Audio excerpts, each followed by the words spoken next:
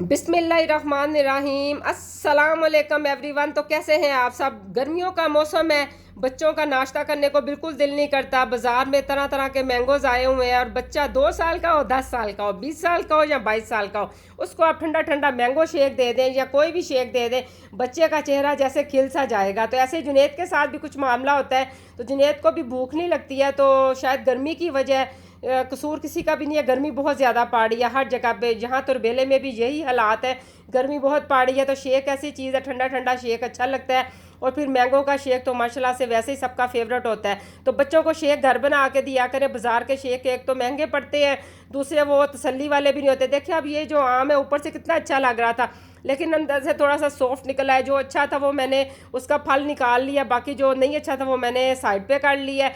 घर में चीज़ बनाने का ये फ़ायदा होता है, हम साफ़ सुथरी चीज़ बनाते हैं और हमें तसल्ली होती है हम अपने बच्चों को जो भी खिला रहे हैं वो अच्छा खिला रहे हैं। यहाँ पे खैर मैंने 2 मैंगो छील के जग में डाल दी हैं।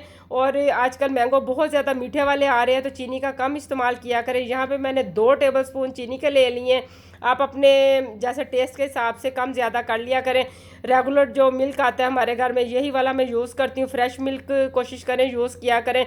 डिब्बों का जब मजबूरी हो तो तब यूज़ किया करें। अल्हम्दुलिल्लाह पाकिस्तान में ये सहूलत है कि हमें फ़्रेश मिल्क, कहते तो यही है, पता नहीं वो केमिकल वाला होता है या कैसा होता है ये हमें नहीं पता, लेकिन हमारी तसल्ली होती है कि हमें अच्छा ही मिल्क मिल रहा है। ठीक है, इसको 2 से 3 मिनट अच्छी तरह जब शेक हम कर लेंगे। अच्छा, यहाँ पे आप बर्फ़ पहले ना मिलाया करें।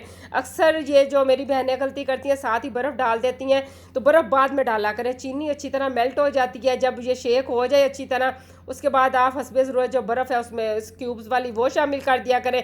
फिर इसको 1 मिनट 1.5 मिनट चला लें, उसके बाद ये हमारा जूस बिल्कुल रेडी हो जाता है।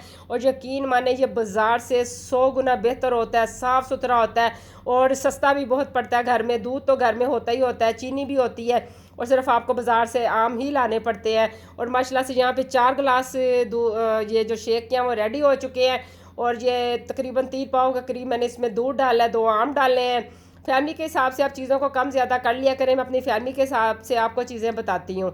तो आप बाज़ार से इस तरह का पैकेट ला के रख लीजिए, इतना महंगा नहीं पड़ता। बच्चे ज़रा बाज़ार वाली लुक चीज़ की हो तो बहुत ज़्यादा खुश होते हैं कि महंगे वाले रेस्टोरेंट में जो बैठ के हमने चीज़ें खानी है वो अपने पुरसकून कमरे में बैठ के खाएं और बच्चों के साथ इंजॉय करें। स्ट्रा को रखे हुए माशाल्लाह से इतना थिक जूस बन चुका है कि माशाल्लाह से स्ट्रा का रुख आप जिस मर्ज़ी रुख करें वहाँ पे ये ठहर जाएगा। तो ये आज की फिर रेसिपी आपको कैसी लगी है, आपने अपना फीडबैक मुझे ज़रूर देना है। दुआओं में मुझे याद रखें। देखें ये स्ट्रा को माशाल्लाह से इतना अच्छा ये थिक वाला ये शेक रेडी हो चुका। दुआओं में मुझे फिर याद रखें।